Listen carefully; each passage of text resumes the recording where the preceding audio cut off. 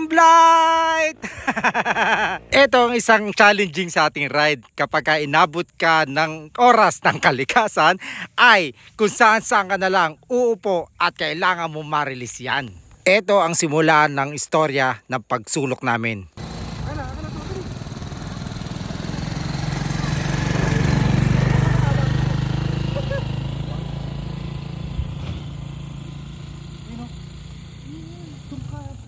Hindi mo na.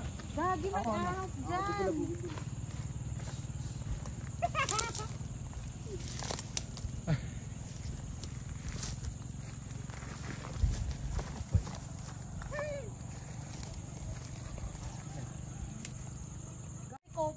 Wala.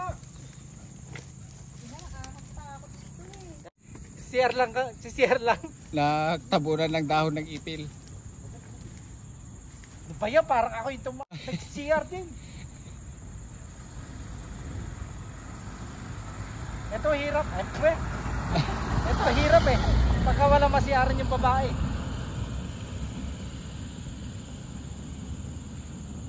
Parang dalawa kami umiihi. Gumagalaw. Wala. Gumagalaw. Yun o. Kulay brown. Wala. Saka yung kulay ng panito. Ayan. Pambira. Gumagalaw doon na kulay brown eh. Cobra aton. Ay, nako. Dapat meron kang ano yung sinusuot namin parang hose na ginaganon lang oh. Para mas mabilis. Yung hose na sinusuot tapos may hose, tapos pwede mong isimpleng ganon. Ba't mo alam yun? Napapanood ko yun eh. Yung sa mga commercial, may ganon na mabilisan. Pala ko nga rin mag ganon na lang eh, tapos diretso rito sa gilid. Ano feeling na first time na bumaba sa Talaheban at nagbawas? Ano feeling? Hindi ginhawa. Siyempre, certified rider na yan.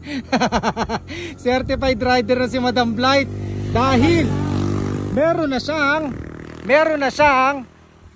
siyang titulo dito.